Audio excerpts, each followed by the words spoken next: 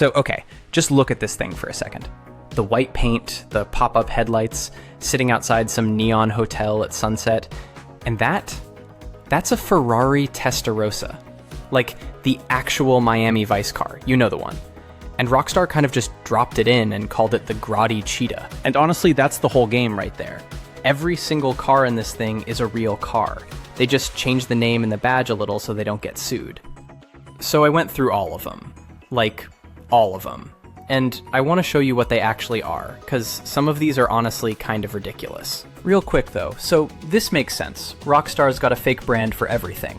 Grotti's Ferrari, Pegassi's Lamborghini, Vapid Ford, Bravado's Dodge, Pfister's Porsche, Übermacht BMW, and once you know the badges, you kind of already know what you're looking at before I even say it. But before I go car by car, just a couple things about how these actually work now, because it's kind of a big deal. So first off, every car has a fully built interior. Like, you get in and there's a real dashboard. The speedo actually moves, the little gauges work, the headlights kick on at night. And you can drive the whole thing in first person, like you're sitting right in the seat, or pull it back to third. It's just a lot more car than GTA's ever really given you. And they feel different to drive too. Rockstar kind of made them heavier this time. You know, there's more weight to it. You actually feel the thing lean over and the back end step out on you. It's somewhere between like the real handling of GTA 4 and the kind of arcadey GTA 5 feel. So less of a go-kart, more of an actual car. And honestly, people are a little split on that. Some are hyped, some are a bit nervous. And there's just a ton of them, like way more cars than any GTA before this, by a good margin. The whole map's basically one big rolling car show. So, okay. With all that said, let's actually get into it. Starting with Grotti, which is Ferrari. And the new flagship's the Furia. That's a Ferrari SF90, which in real life is this like 900 horsepower hybrid hypercar. And they barely even touched the design. So it's supposed to be one of the fastest things in the whole game, and honestly, on those Vice City coastal highways at night, yeah, that's the dream right there. Then the Carbonizare, a little older. That's the Ferrari 458. And if you played GTA Online, you know this one. Like everybody and their grandma had a Carbonizare.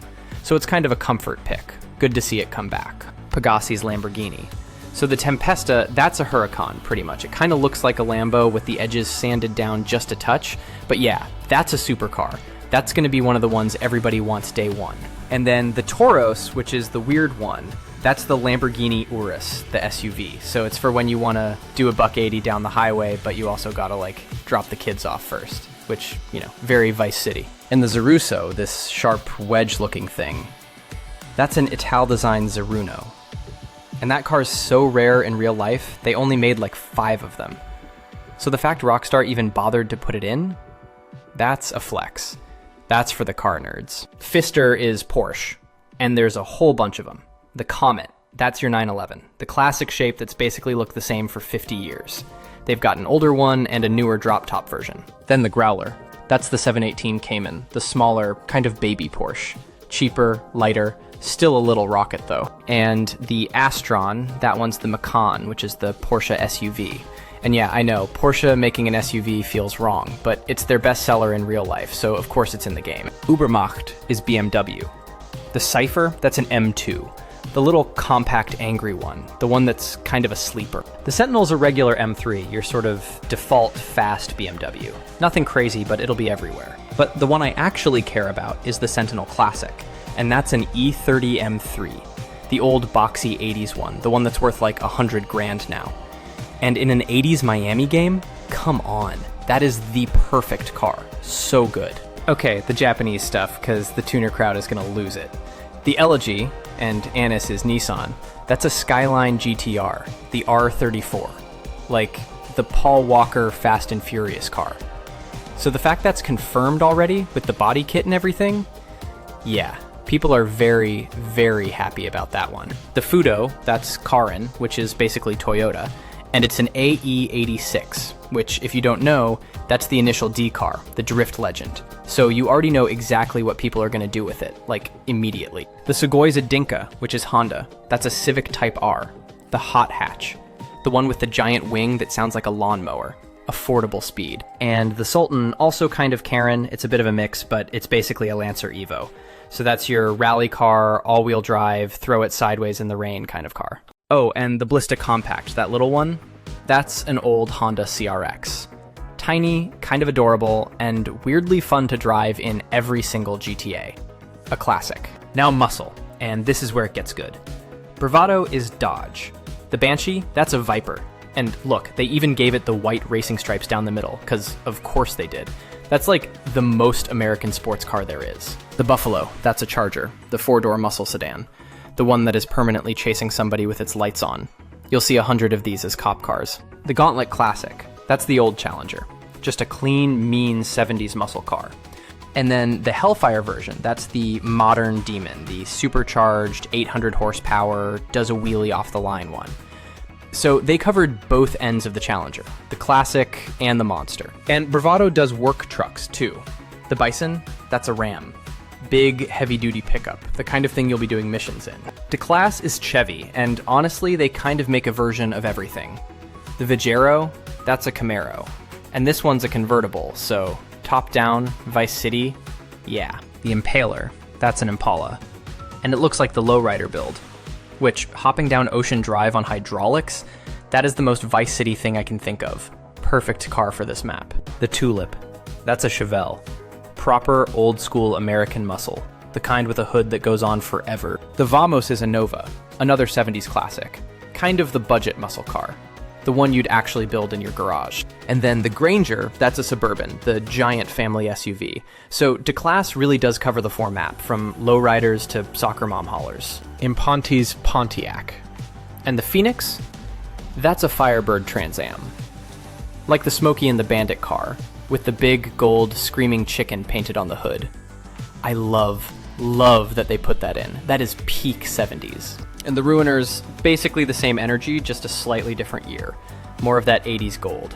Can't go wrong. Now Vapid.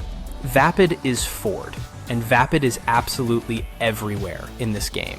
The main one's the Dominator, that's a Mustang, probably the exact car you've already seen Jason tearing around the city in the trailers. The Cara 4x4, that's a Ford Raptor, the big off-road pickup. And you can actually spot it parked outside a house in the second trailer if you go looking. It's going to be perfect for the swamps. The Sand King, the huge lifted off-roader.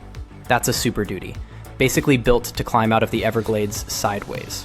The Slam Van, that's an old 50s Ford pickup, the lowered, slammed hot rod kind. Real greaser energy. And then the Stanier, that boxy sedan that's always a cop car. Yeah, that's a Crown Vic. Of course it is.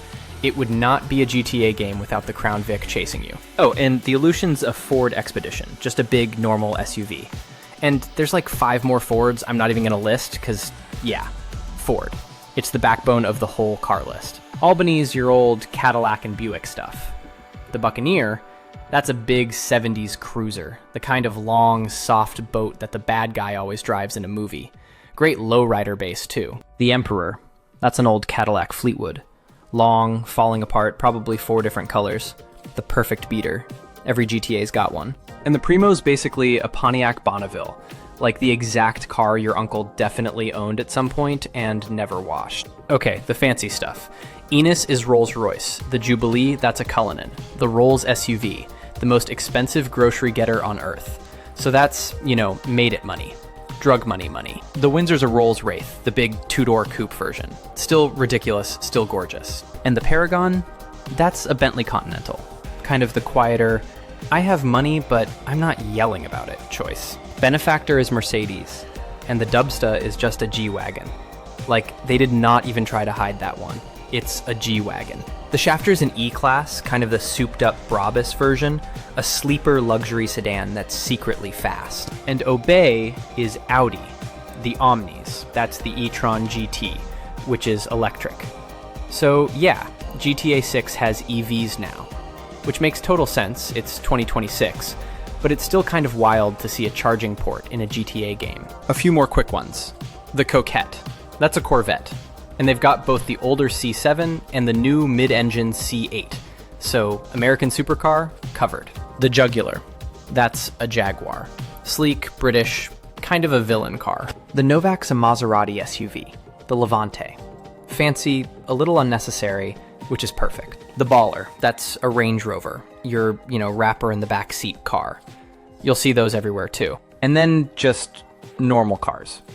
The tailgater's an Audi A6, the Asterope is a Camry, the Stratum's a Honda Accord. The boring stuff that's just going to be parked on the street. But honestly, that's kind of the point. It's a whole living city, not just a supercar showroom. For off-road, the Mesa, that's a Jeep Wrangler. Again, did not hide it even slightly. It's a Wrangler. The Hellion's an old Nissan Patrol, kind of the boxy, retro, go-anywhere 4x4. Great swamp car. And then the Liberator's just a monster truck. It's a monster truck. I genuinely don't know what else you want me to say about it. It crushes things. Moving on. Oh, and the big rigs are back. The Phantom, that's a Peterbilt semi. There's tow trucks, box trucks, the whole working fleet. Basically, if it's got wheels, it is in this game somewhere. Okay, but I can't not talk about the customizing, because this might honestly be my favorite part. So the mod shops are back, and the big one they've shown off is this place called Ride Out Customs down in Vice City. And it is deep, like way deeper than anything we've had in a GTA before. Because it's Florida, right? So the whole thing leans into that lowrider and custom scene. You take a car in there and you can drop it on hydraulics, throw it on the big wire wheels, do the whole donk thing, the candy paint, all of it. They literally showed cars bouncing down the street. So that whole cruising down Ocean Drive culture, yeah, that's going to be a real part of the game. And it goes all the way in too. You can do the interior, not just the outside. Like custom seats, the dash, the whole inside of the car. They even had these little Ride Out Custom stickers on the windshields, which is a nice little touch. Now, whether that's a permanent shop or just the Ultimate Edition thing, we'll have to see. But the system itself looks awesome. And then on top of all that, you get your own collection, like a proper garage where all your cars live. You can walk through it, swap between them.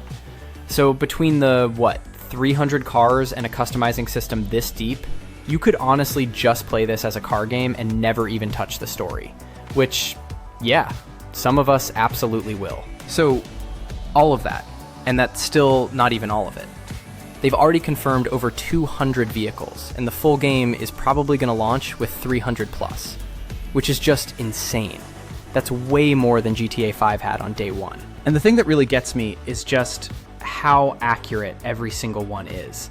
Like, you can look at any of these for half a second and instantly go, oh, that's a such and such. They did their homework. Rockstar basically rebuilt every car you have ever wanted, gave it a fake badge, and parked it in Vice City for you. So, which one are you grabbing first? For me, it's the Cheetah. It's not even close. It's the Miami Vice car. I've wanted that since I was a kid. But let me know yours down in the comments. And next video, I think I'm going to do the bikes and the boats the same exact way. So if you want that one, subscribe, and I'll catch you in the next one.